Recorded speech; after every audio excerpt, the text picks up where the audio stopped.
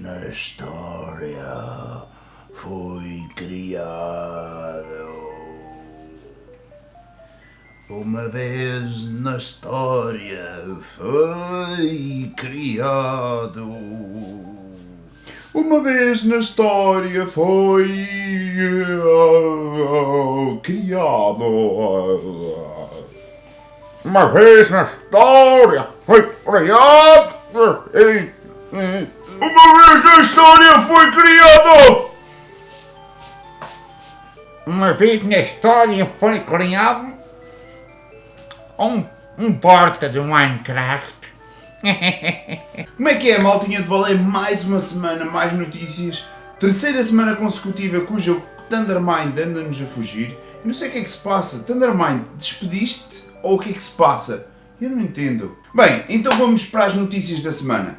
Reportámos há coisa de 2 ou 3 semanas atrás que a Nintendo estava a ter massive leaks nas suas bases de dados, nas bases de dados cujas mesmas eram de companheiros de desenvolvimento antigos. E não se sabe porquê ou como, mas os hackers estão a conseguir tirar várias informações de jogos conhecidos.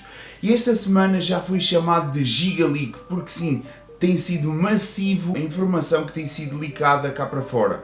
Desde jogos de Super NES a jogos de Nintendo 64 e Game Boy e Game Boy Advance têm visto o seu source code cá para fora. Estamos a falar de Link to the Past, F-Zero da Super NES, tivemos também do Majora's Mask, Ocarina of Time, Mario 64, entre outros jogos da Nintendo 64 a serem leakados cá para fora. Ainda não se viu muita coisa da GameCube ou da Wii, no entanto o source code da Wii já foi leakado cá para fora. Uma das coisas que foi descoberta, por exemplo, foi que o Majora's Mask inicialmente estava planeado para ter 7 dias ao invés de 3. No entanto o jogo estaria a ser demasiado ambicioso para o tempo de desenvolvimento, que era 1 ano, que o jogo tinha para ser desenvolvido. Outra curiosidade acerca deste leak é que, por exemplo, o Mario Kart 64 tinha mais 3 itens para serem implementados. No entanto, estes não viram a luz do dia porque, muito provavelmente, não faziam sentido a meio do desenvolvimento do jogo.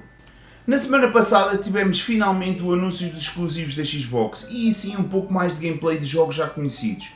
No entanto, este evento ficou um bocado 50-50, sendo que parte do evento foi de jogos anunciados apenas com trailers, nada de gameplay foi mostrado, e a outra metade foi sim com gameplay, que era aquilo que toda a gente queria ver deste evento da Xbox, tendo em conta que os de third parties foi algo simplesmente esquisito e não foi lá aquilo que toda a gente esperava que a Microsoft fizesse, mesmo estando a falar de jogos de third party. Foi mostrado então o Halo Infinite em gameplay, o que deixou toda a gente desiludida, visto que o jogo conseguia se equiparar a um nível mais baixo daquilo que se tinha visto na Xbox 360 a nível de Halos, do Halo Reach, para ser mais preciso. Existem várias comparações a nível de detalhe de um jogo para o outro. E pergunta-se porquê que, tendo em conta que a Xbox Series X é tomada como a consola mais poderosa da próxima geração, ou do lançamento da próxima geração, porque que a Microsoft não se esmerou e não tentou meter cá para fora o gameplay mais bonito que podia? Isto foi algo que deixou tudo muito em aberto e pensa-se que o Halo Infinite muito provavelmente vai haver um adiamento. De jogos cujos mesmos não tivemos direito a qualquer tipo de gameplay, apenas a trailers cinemáticos que seriam representativos dos jogos cujos mesmos estavam a ser anunciados, tivemos direito então a Avowed, que será uma espécie de Skyrim feito pela Obsidian, que fez o Outer Worlds, que saiu recentemente para a Switch. Também tivemos direito a State of Decay, Forza Motorsport, Everwild, Stalker 2. Estes jogos foram aqueles que desiludiram de alguma forma ou de outra por não mostrarem aquilo que poderiam ser na Xbox Series X. No entanto, a nível de gameplay, com algumas surpresas no meio, tivemos os Crossfire X, The Gunk, Medium, Psychonauts 2, Tell Me Why, que obtiveram então algum nível de gameplay, foram mais representativos daquilo que realmente podemos esperar da consola quando pudermos jogar esses jogos na consola ou na Xbox One, porque a promessa da Microsoft é que tanto os jogos que estão a ser anunciados agora vão sair tanto na Xbox One quanto na Xbox Series X. Depois, como surpresa final, tivemos um trailer cinemático de Fable, de um jogo cujo mesmo começou a produção há pouco tempo. Nós podemos esperar um trailer cinemático e nada mais. E tendo em conta que também foi a grande surpresa, lá está, deste grande evento. E num porte, tivemos então o port de Doom para Minecraft. Sim, porque agora através do mod VM Computers é possível instalar tanto Windows 95 quanto no Windows 98. E como nós sabemos, o Doom corria tanto numa plataforma quanto na outra. Por isso é possível jogar Doom neste momento em Inception. Parece que no último tempo a Ubisoft tem andado a mostrar muito de si, não só aquilo que acontece com os seus trabalhadores, em que existem alguns abusos por parte dos diretores e gestores de projetos, mas também como jogos cancelados. Sim, agora estamos a descobrir uma série de jogos cancelados da Ubisoft, sendo que um deles foi o Prince of Persia, que nunca chegou a ver a luz do dia, assim como também Avalon, que seria um RPG que teria um estilo de gameplay muito parecido a Monster Hunter. No entanto, este jogo nunca chegou a ver a luz do dia por causa do diretor Serge Haskell, que eu não sei bem se disse o nome dele direito, mas vocês compreendem que o nome dele é esquisito também.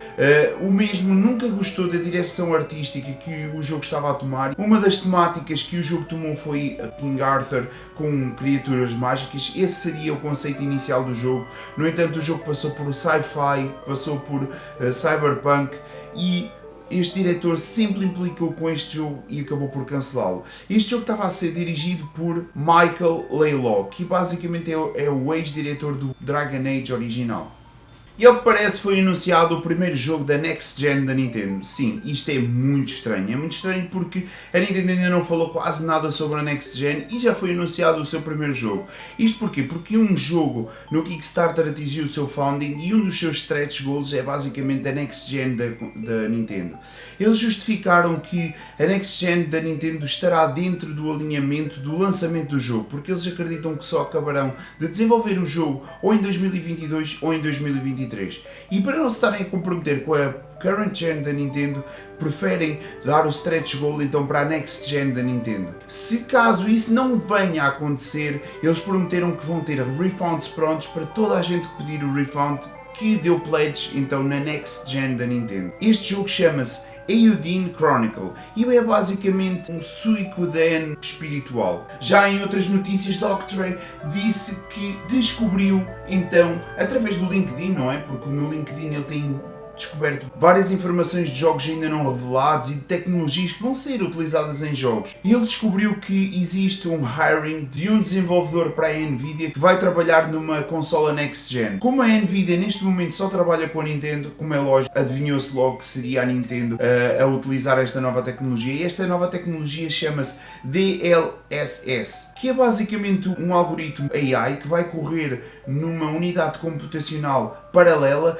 para poder ajudar tanto a resolução tanto de texturas quanto da imagem do jogo em si a poderem ser melhores, tendo um nível de fidelidade muito parecido como seria correr o jogo nativamente na sua resolução, com as texturas nessa devida resolução. Ou seja, acredita-se que a Nintendo vai apostar então numa unidade computacional paralela para poder não ter que dar tanto stress ao main CPU e GPU da consola, da sua próxima consola, podendo assim também acompanhar muito daquilo que se vai ver nas next gens, tanto na Xbox Series X quanto na PS5, não tendo de ser tão poderosa quanto essas consolas. Bem, maltinha de bolas, espero que vocês tenham gostado. Eu, Canoice, despeço-me, o Thundermind, espero que após um mês de ausência consiga voltar a aparecer nos nossos vídeos. E é isso, pessoal, espero que tenham gostado e até uma próxima.